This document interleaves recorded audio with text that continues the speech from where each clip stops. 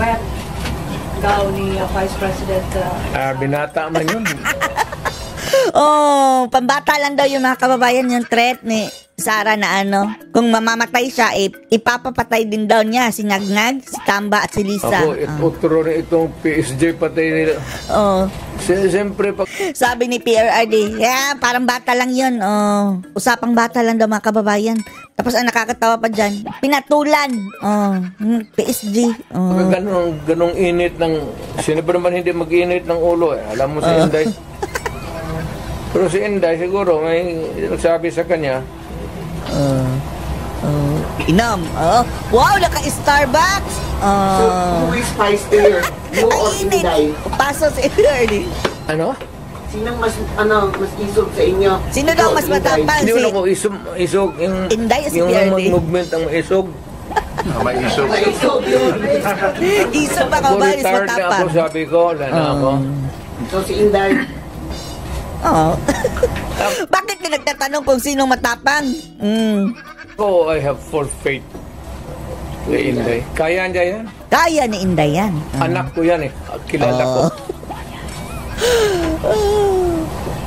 Kaya yan. Pero, one thing is clear, yung direksyon ng administrasyon, doon talaga sa amin. ano ang magiging... Ang meaning niya mga kababayan, yung direction, yung target ba, malinaw para kay PRRD na yung mga attacks ng administrasyon ay doon sa kanila mga Duterte. Logical conclusion with everything that is happening now. Napaso si PRRD, init. Is BBM going to suffer the same fate as his father? I do not that remains to be seen. Remains to be seen. Abangan. Susunod na kabalata. Mayor, is it not a good idea for Vice President Sara to just answer the questions? Just answer. Sumasagot nga. Ang problema mga kababayan, hindi lang nakakaintindi itong mga bumabanat kay Sara. Na these matters are confidential. In nature. Ang COA lang po ang may karapatang bumulatlat niyan mga kababayan. Dahil nakasaad mismo sa batas pinagbabawalan ang sino man na ibulatlat niya sa publiko aside sa COA. Dahil it's a matter of national security. Kung gusto nila mga kababayan, alisin na nila lang item na iyan. Hindi lang kay BP Sara, lahat na. That are being posed by... Nag-a-answer nga ng question sila yung quad man hanggang sira. How did she... Yes, pina-explain nga niya muna yung ano niya. Kasi hindi pa tapos ang COA. Audit. COA. Kaya niya sinulatan na huwag mag-entertain, magkuha ng papel. Kasi yan ang lagi nilang propaganda mga kababayan. Bakit hindi nila sagutin? Sinasagot na nga, ayaw nilang tanggapin mga kababayan ang kasagutan dahil sila lang ang tama yung documents are with COA. So that if COA would 6 months yan Antayin na lang nila ang resulta sa COA, di ba? Problema ba yan? Nagmamadali kasi mga kababayan dahil minsan sa COA matatagalan pa. Gusto na nila sipain si Sara now. Right now dahil palapit na ng palapit ang 2028. At pagiging presidente na si Sara, alagot na tayo mga buhaya o mapuputulan na ng buntot mga kababayan. Additional documents. Hindi sila magkandara pa, maghanap kasi nandyan na lahat.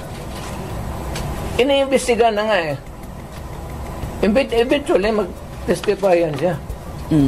Pero yung mga documents muna, hindi yan trabaho ng... hindi yan trabaho ng Kongreso. Sir, may mga nag-comment na po sa social media. At sabi ni Marcoleta mga kababayan, yung act na binigay ng COA yung mga detalye ng confidential fund habang ongoing pa ang investigation doon sa COA is illegal. See? COA, nakakahiya kayo? Bakit nagkaganon? Kasi si Soleta daw was not a criminal. Pinapakontempt lang pa kababayan tapos ipapadala pa doon practice, kung ang Congress kulungan talaga city jail. Ang contempt is not a crime. Correct.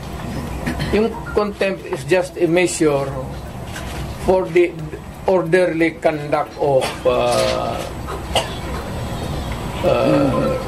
congressional hearings. Oo nga. Kaya nga si PRRD behave the behave mga kababayan nung hearing sa Quadcom, di ba? Or during the plenary, So pwede siya kung may ipakontempt. nagawa ka doon na disturbance or Disorderly manner. yung disorderly conduct, Conduct. imagine if they would put it that way, Pero si Atty. Lopez mga kababayan, behave the behave. palabas may pa raw na bakit idalhin sa prison correctional kasi hindi naman daw kriminal. Oo nga. Dahil correctional nga mga kababayan, kinokorek dahil mayroong conviction, criminal na. Yan, wala man lang kaso. Tapos ipapadala doon sa parang bilibid ng mga babae mga kababayan. Sabi ko dapat Congress sana doon may detention center sila. Meron nga. Kung wala- Hindi nga puno, 'di ba? Daming bakante. Nagbakante sila ng kwarto doon nila nilagay. Meron ang Bakit Congress. daw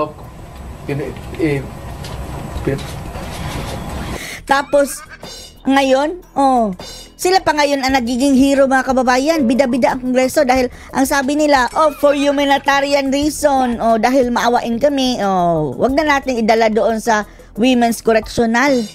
Papayagan na namin andyan ka sa ospital. For humanitarian reason dahil kami ay maawain. Naging hero pa ang mga buhaya mga kababayan. pasukin ng jail. Sabi ko hindi naman may pero yung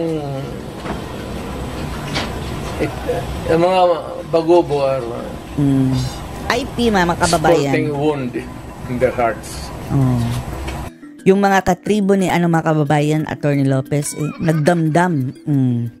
So, yan ang ko na hindi naman ito nakapalibot yan doon sa pati norte ang mga bagubo. Eto mga buhaya, humanda kayo. Ikinig sila. Lagot kayo sa mga IP people. Wala pa naman IP pa, people pa, indigenous people mga kababayan. Yan po ang mga original na mga Pilipino talaga ha. Bago tayo nahaluan ng iba't ibang lahi mga kababayan. yung natanong. Pero hindi maliit na bagay masyado yan para tayo People power. sabihin mo ng gulo, wag. Alam ko yan kasi na presidente ako.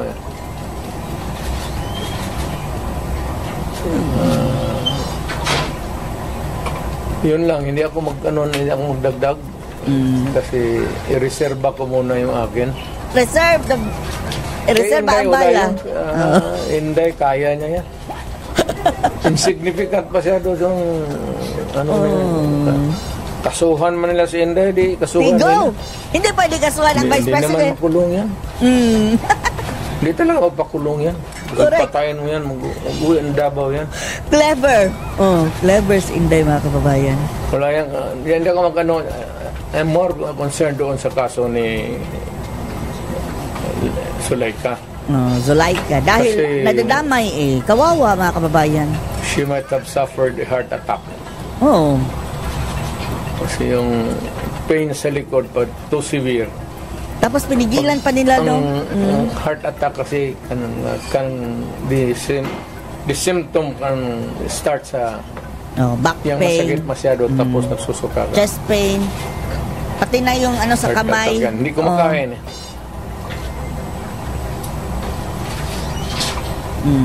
Pero yung sa Congress wala muna akong wala akong pag-usapan pa namin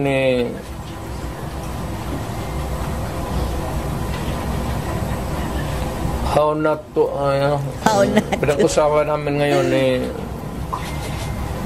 Martin Delgra pati ni puro man kami abogado is how not to destroy a republic.